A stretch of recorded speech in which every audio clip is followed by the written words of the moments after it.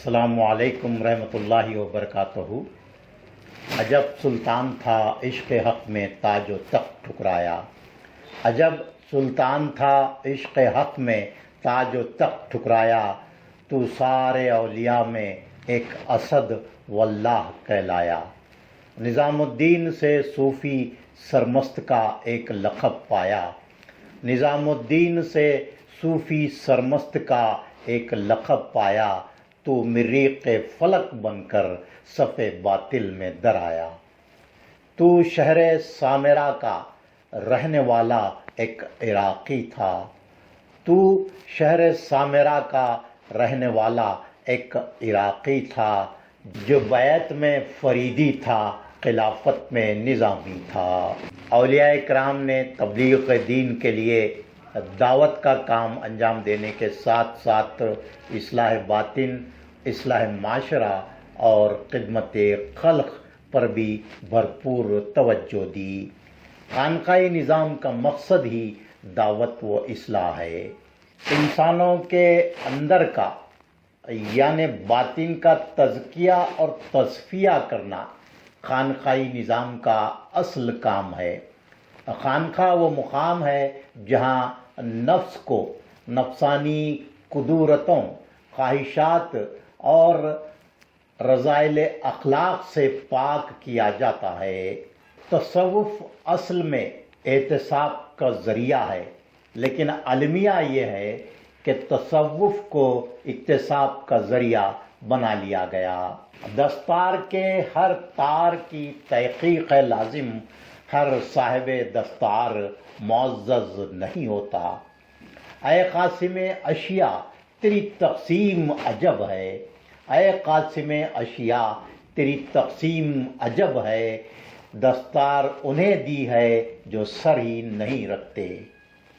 اولیاء کرام کے اعراض کا مقصد صرف مراسم کی ادائیگی کرنا نہیں ہے، بلکہ اولیاء کرام کے پیغام کو، اولیاء کرام کی تعلیمات کو عام کرنا اعراض کا اصل مقصد ہے۔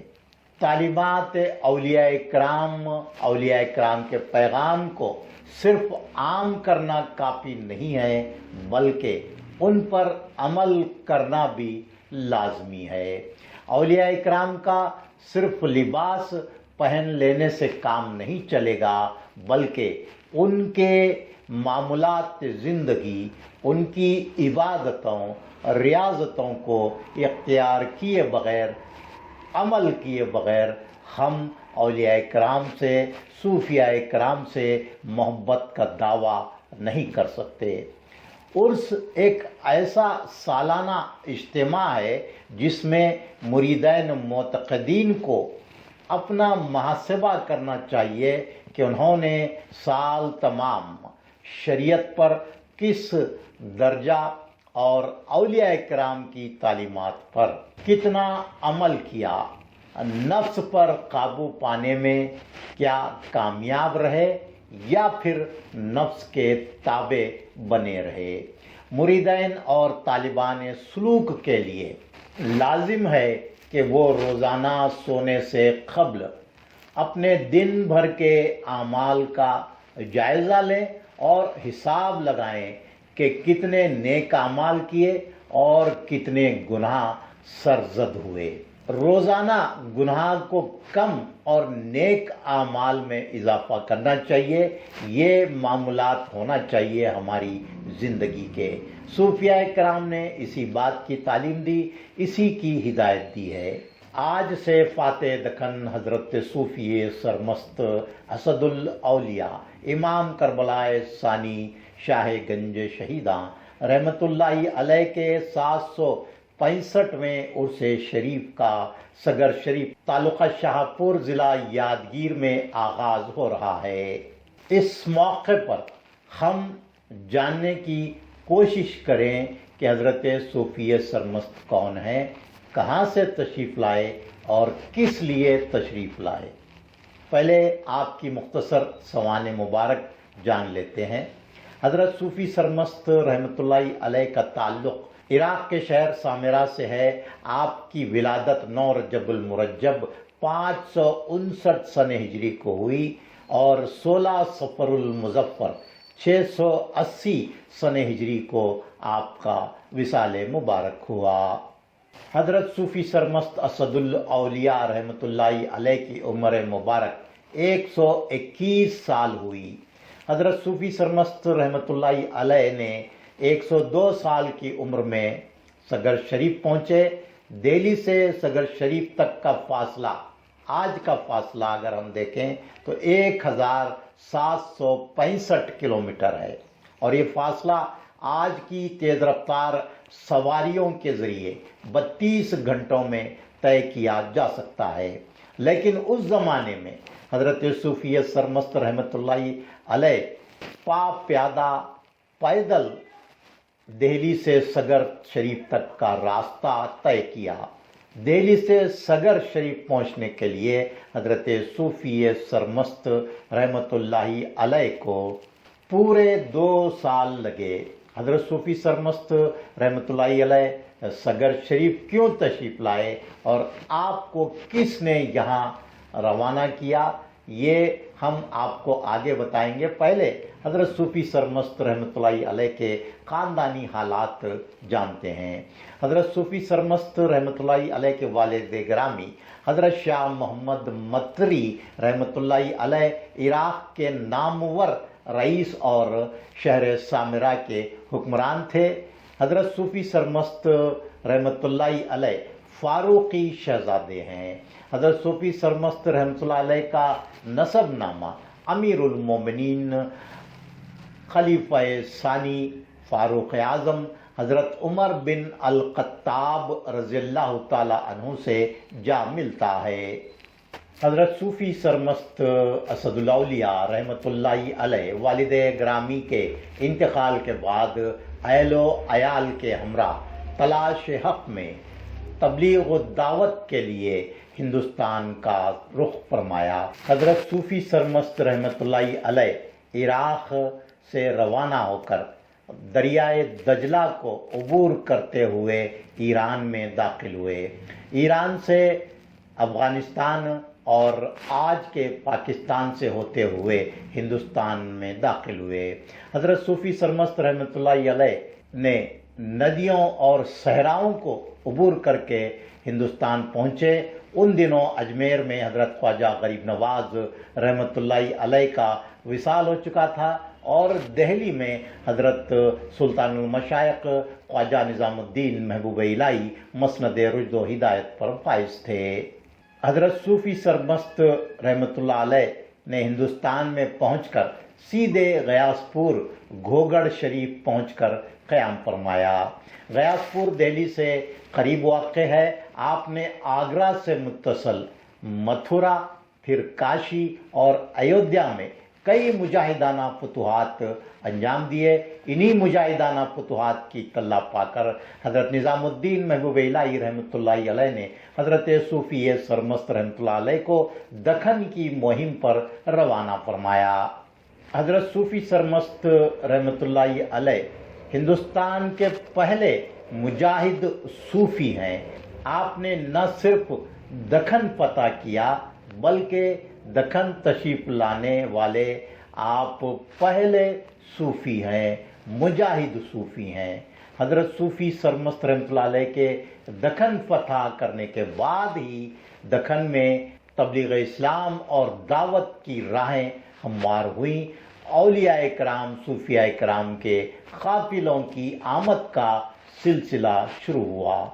हज़रत सूफ़ी सरमस्त रहमतुल्लाहि अलैह की आमद से कबल कोई सूफ़ी या वली दखन में दाखिल नहीं हो सके और दखन में जितने भी सूफिया इकराम, औलिया इकराम आए वो तमाम हज़रत सूफ़ी सरमस्त रहमतुल्लाहि अलैह के दखन फतह करने के बाद ही आए हैं। ये एक तारीख़ है जिससे इनकार नहीं किया जा सकता। हज़रत ख्वाजा निज़ामुद्दीन महबूब इलाही रहमतुल्लाहि अलैह ने हज़रत सूफ़ी सरमस्त असदुल औलिया को खिलाफत से सरफराज करते हुए 1407 पालकी औलिया कराम के हमरा दखन की मुहिम पर रवाना किया।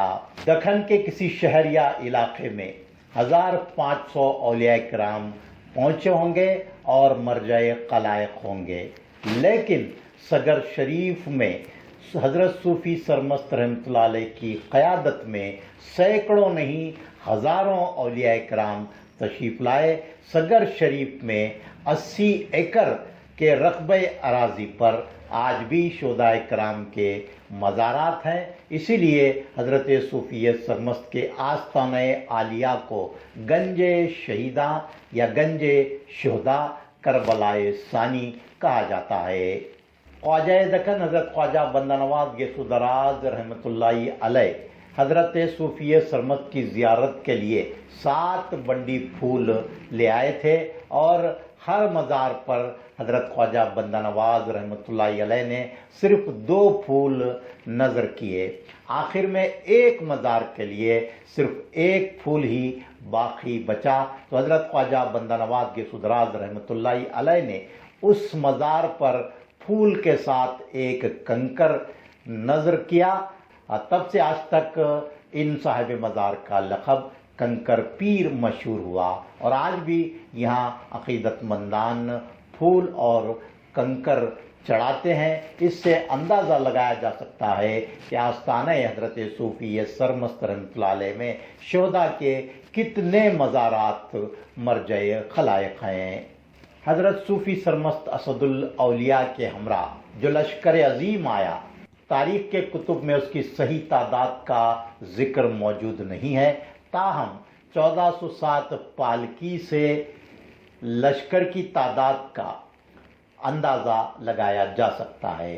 پالکی سواری نہیں بلکہ لشکر کی زبان میں پالکی جو ہے فوجی رسالے یا ریجمنٹ کو کہا جاتا ہے۔ اس زمانے میں ایک پالکی فوجی رسالے یا ریجمنٹ میں 100 سے 700 افراد ہوا کرتے تھے۔ اس طرح 1407 پالکیوں میں شامل افراد کی کل تعداد کا اگر ہم اندازہ لگائیں تو فی پالکی فی رسالہ 100 کے حساب سے 1,40,700، اور فی پالکی فی ریجمنٹ فی فوجی رسالہ 700 افراد کے حساب سے 9,84,700 افراد پر مشتمل یہ عظیم لشکر تھا۔ حضرت صوفی سرمست کے ہمراہ اتنا عظیم لشکر سگر شریف تشریف لایا۔ اس لشکر میں اولیاء، صلحاء، فوجیوں کے علاوہ کئی خاندان بھی شامل تھے جو آج بھی سگر کے علاوہ شوراپور، تماپور، شاہپور اور گوگی شریف میں یہ خاندان آباد ہیں۔ حضرت صوفی سرمست رحمۃ اللہ علیہ نے فتح حاصل کرنے کے بعد اپنے خلفاء کو دعوت و تبلیغ کے لیے دکن کے مختلف علاقوں میں روانہ کیا۔ آپ کے خلفاء کو بھی کئی مقامات پر جہاد کرنا پڑا، اور آپ کے کئی خلفاء شہید بھی ہوئے۔ حضرت صوفی سرمست رحمۃ اللہ علیہ نے 15 سال تک سگر شریف میں مسند رشد و ہدایت پر فائز رہ کر دکن میں اسلام کو غلبہ عطا کیا۔ آئیے حضرت صوفی سرمست رحمۃ اللہ علیہ کی اولاد و احفاد کے بارے میں جانتے ہیں۔ حضرت صوفی سرمست رحمۃ اللہ علیہ کا نکاح بلخ کی شہزادی دردانہ بانو سے ہوا۔ جب حضرت منور بادشاہ رحمۃ اللہ علیہ آپ کے وطن میں تھے تو حضرت صوفی سرمست رحمۃ اللہ علیہ نے فرمایا تھا کہ آپ کے وطن میں گوہر ولایت پرورش پا رہا ہے۔ تب سے آپ گوہر بانو مشہور ہوئیں، اور عرف عام میں آج آپ کو گوہر بھی یا گنوار بھی کہا جاتا ہے، انہی القاب سے آپ مشہور ہیں۔ حضرت صوفی سرمست رحمۃ اللہ علیہ کو 4 لڑکے اور 3 لڑکیاں تولد ہوئیں۔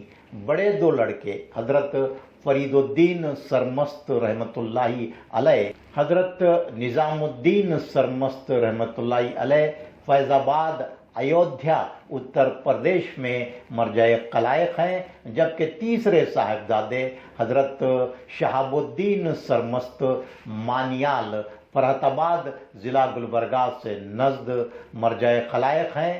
آپ کا آستانہ बड़ा ही बाजलाल आस्ताना है।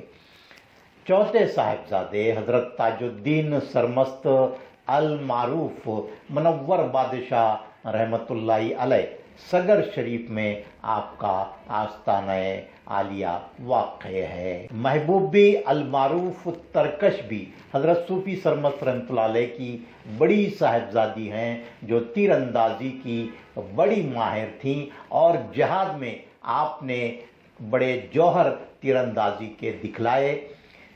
आप हज़रत पीर बाले रहमतुल्लाहि अलैह से ब्याही गईं। दोनों के मज़ारात हज़रत सूफ़ी सरमस्त रहमतुल्लाहि अलैह के आस्ताने आलिया में वाक़ हैं।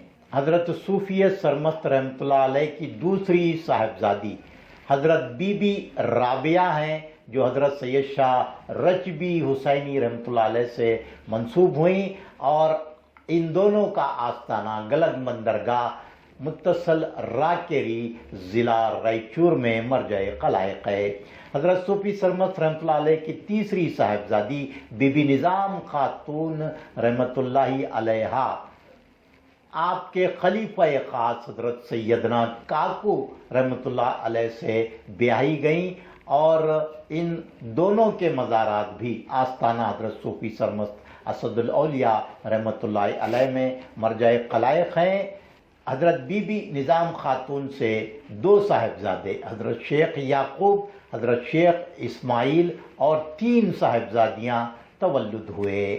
पहली साहिबजादी हज़रत सूफ़ी सरमस्त की बड़ी नवासी बीबी मखदूम जहाँ हज़रत सैयद शाह जलाल हुसैनी अल मारूफ चंदा हुसैनी रहमतुल्लाहि अलैह गोगी शरीफ से ब्याही गईं।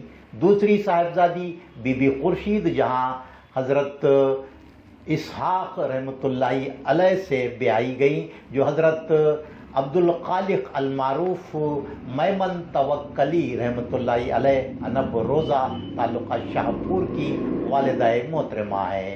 हज़रत बीबी खुर्शीद जहाँ की तीसरी साहिबजादी हज़रत ऐनुल हयात शेख अब्दाल से मंसूब हुई। हज़रत सूफ़ी सरमस्त रहमतुल्लाहि अलैह के तालीमात में दीन और तसव्वुफ़ के अलावा दूसरी कौमों के साथ भी रवादारी भाईचारा बनाए रखने की हिदायत शामिल है, क्योंकि हज़रत सूफ़ी सरमस्त रहमतुल्लाहि अलैह दूसरी कौमों से भी भाईचारा और रवादारी बनाए रखने को बहुत अहमियत दिया करते थे। तमाम ही औलिया कराम ने इसको इख्तियार फरमाया। यही वजह है कि आज भी कसीर तादाद में दूसरी कौमों के मर्द ख़वातीन औलिया इकराम सूफिया इकराम के आस्थानों पर हाज़री देते हैं।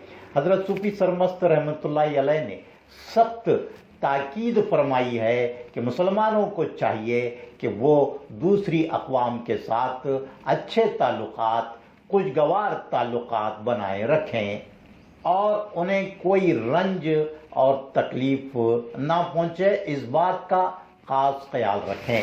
औलिया इकराम और सूफिया इकराम की तालीमात के साथ साथ दूसरी अक़वाम के साथ हुस्ने सलूक को भी आज फरामोश कर दिया गया है। मौजूदा हालात में ज़रूरत इस बात की है कि औलिया इकराम सूफिया इकराम की हिदायत के मुताबिक वसीउन नज़री और फराग दिली इख्तियार की जाए। इससे न सिर्फ अपनों के दरमियान इख्तिलाफात ख़त्म होंगे बल्कि दूसरे अक़वाम से भी हमारे खुशगवार ताल्लुक़ात कायम होंगे। सूफिया इकराम औलिया इकराम ने दावत के साथ साथ खिदमत खल्क़ और दुआओं से भी काम लिया और आज हम सूफिया इकराम की खानखाहों के इस मिशन से बिल्कुल ही गाफिल हैं।